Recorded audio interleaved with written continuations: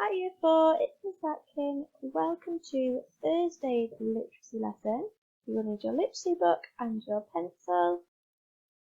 What you need to first do is write today's date, which is Thursday the 25th of February 2021. Write the learning objective, which today is to use commas for subordinate clauses, and then write the subheading SPAG for our starters. So pause the video so you can write them at the top of your page. For our SPAG recap today, we are going to be recapping brackets. So pause the video and have a think about when we use brackets. We use brackets to add additional information to a sentence. The sentence has to make sense without the brackets, but it just makes it more interesting.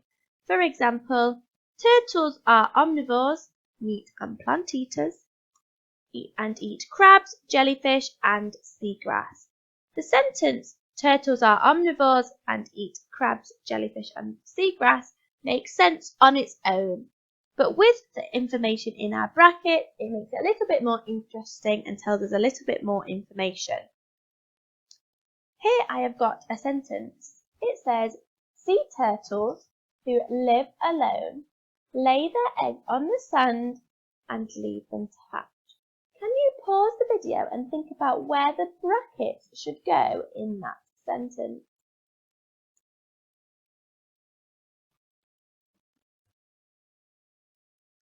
Our bracket should go around who live alone, because sea turtles lay their eggs on sand and leave them to hatch makes sense without the information in the bracket. But the information here, who live alone, gives us more information and makes our sentence a little bit more interesting. For your first challenge, you need to write out the sentence and add the bracket in the correct place. So, mild sentence is lions who are carnivores eat zebras and giraffes.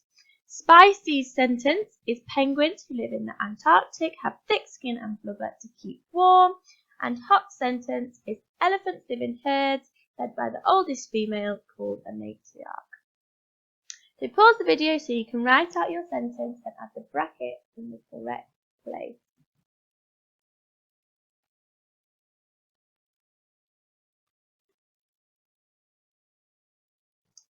Well done. So let's see if you've got the brackets in the correct place. For mild, your brackets should go around who are carnivores. The sentence, lions eat zebras and giraffes, makes sense without the information in the brackets, but it just adds a little bit extra detail.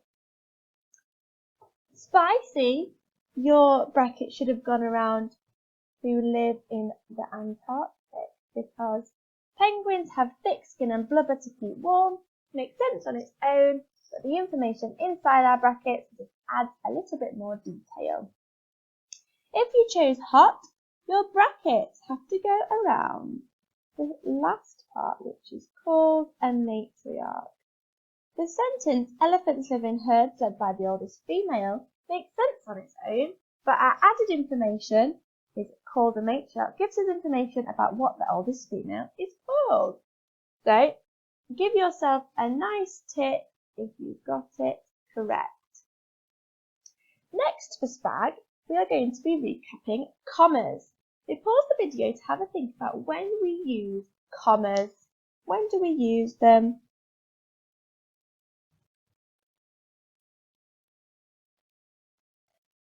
We use commas to change the meaning, to separate out extra information, and to break up a sentence with more than one clause. Here I've got two sentences and I want you to help me find where the commas should go. So my first sentence says, sea turtles are omnivores and eat crab, jellyfish and seagrass. Where should the comma go in that sentence? The comma should go between crabs and jellyfish because it makes a list. For my second sentence, where should the comma go? Lions are predators, so quietly hunt for their prey. My comma should go after predators and before so, because so is a conjunction which helps us join together clauses. So we use a comma before the conjunction. Your next challenge then is to choose a sentence and add the comma in the correct place. For mild, your sentence is lions eat giraffes, zebras and wildebeests. Spicy, your sentence is tigers are carnivores but pandas are herbivores. And hot, your sentence is from morning to afternoon, lions are found relaxing as the sun is too hot. Pause the video, write out your sentence and add the comma in the correct place.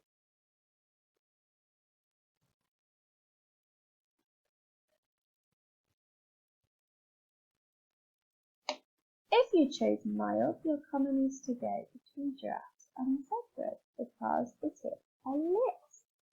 If you chose spicy, your comma should go after carnivores because but is a conjunction. And if you chose hot, your comma should go after from morning to afternoon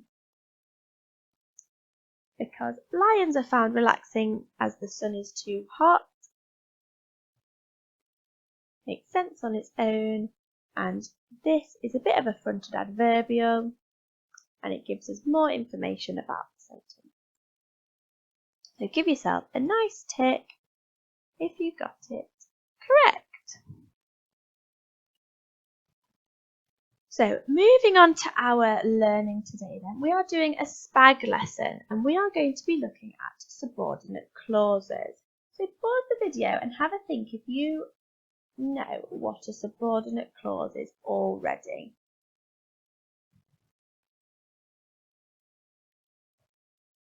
A subordinate clause contains a subject and a verb, but it needs to be attached to a main clause because it can't make sense on its own. They add more information to the main clause. Connectives that join clauses can be conjunctions, prepositions, or adverbs, and they come at the start of the subordinate clause. So here we've got an example. The sentence says, I first met her in Paris, where I lived as a small child. The main clause in my sentence is the bit that makes sense on its own.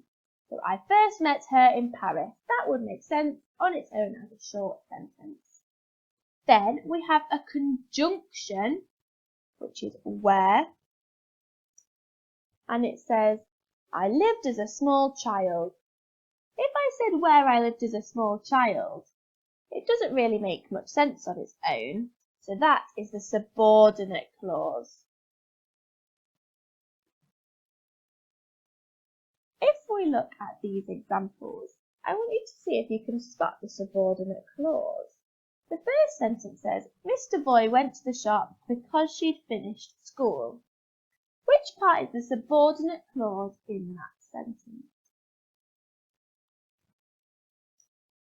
The subordinate clause is because she'd finished school. If we look back at what it is, we know it contains a subject, so something, and a verb. It needs to be attached to a main clause and it doesn't make sense on its own. So if I said because she'd finished school, that doesn't make sense on its own. If we look at the sentence, it's got a subject, it's got she, and a verb, which is finished. So it can be a subordinate clause. It doesn't make sense on its own. It only makes sense with the main clause, which is Mr. Boy went to the shop. It's got a conjunction to join them together. So that is our subordinate clause in the sentence. Then we've got another sentence. It says, Miss Atkin walked her dog after she got home, which is the subordinate clause in that sentence. It is after she got home. It's got a subject, she, and it's got a verb, which is got. It's got a conjunction after to join the two together. And if I said after she got home, it doesn't make sense on its own. So it has to be joined to the main clause, which is exactly walked her dog, and for it to make sense. So this is my subordinate clause. Do you think subordinate clauses always come at the end of a sentence? Pause the video to have a little think about that. Do they always come at the end of a sentence? No, they don't always come at the end of a sentence.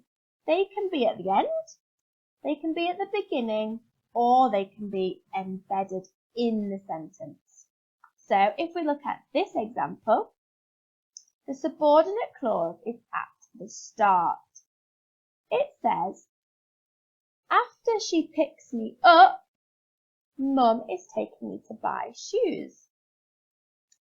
If we look at the sentence, we've got a conjunction after.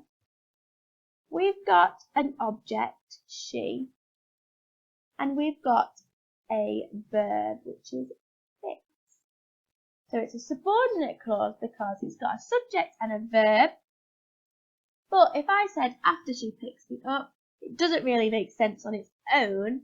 It only makes sense with our main clause, which is Mum is taking me to buy shoes. And there's a comma to join them. If we look at this one, we can see that the subordinate clause is embedded. So the main clause is my bike is broken, but the embedded clause is which is very old. If I said which is very old, it doesn't make sense on its own. It only makes sense with the main clause, and it's embedded. It could come at the end of the sentence, at the end of the main clause. I could say my bike is broken and is very old, but they've embedded it into the middle of the sentence.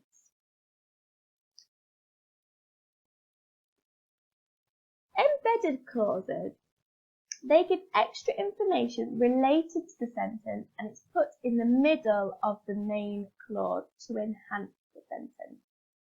If you remove the embedded clause, the main clause is a complete sentence, but the embedded clause doesn't make sense on its own.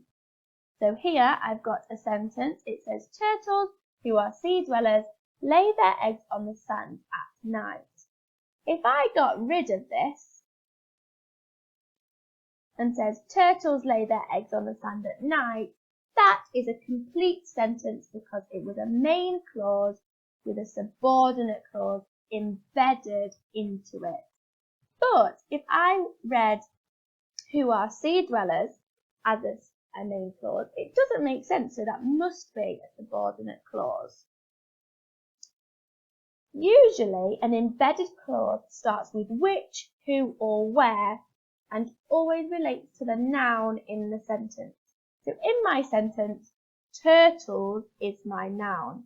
So my embedded clause starts with who and is related to my noun.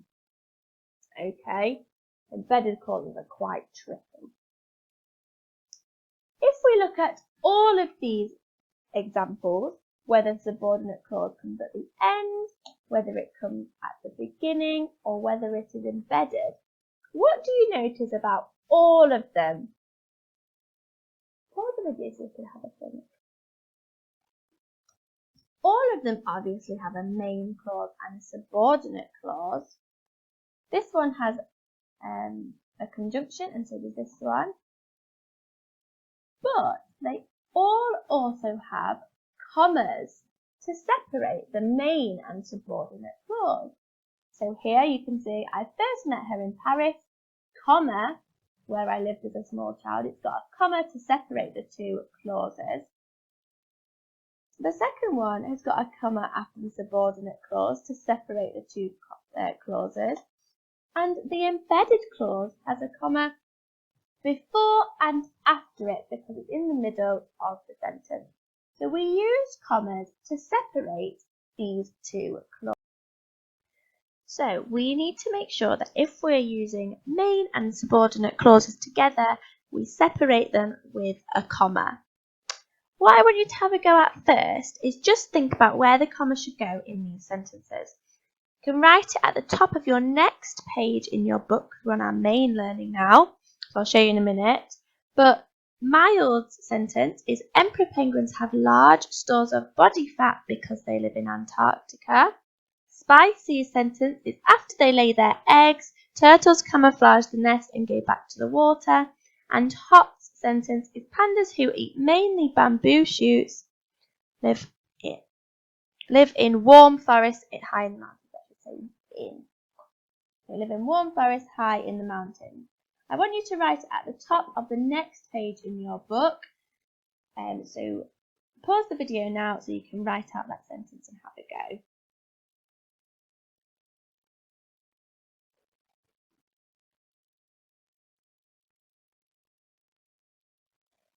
If you were doing mild sentence, your comma should go before because the first part of our sentence, Emperor penguins have large stores of body fat, is a main clause. It makes sense on its own. And because they live in Antarctica is a subordinate clause. It has the subject and it has the verb. If you chose Spicy's sentence, your comma should go after they lay their eggs. Turtles camouflage the nest and go back to the water. Would make sense on its own. After they lay their eggs is a subordinate clause. It has the conjunction after. It has the subject they. And it has the verb lay. So we have to have our comma to separate the main clause from the subordinate clause. If you chose hot, your comma should go after pandas and after bamboo shoots. Because pandas live in warm forests high in the mountains is a main clause that makes sense on its own, and our subordinate clause is bamboo. Our subject is the pandas because don't forget it relates to that. It has a verb, eat, and so it's a subordinate clause and we need the commas around it because it's embedded into the sentence.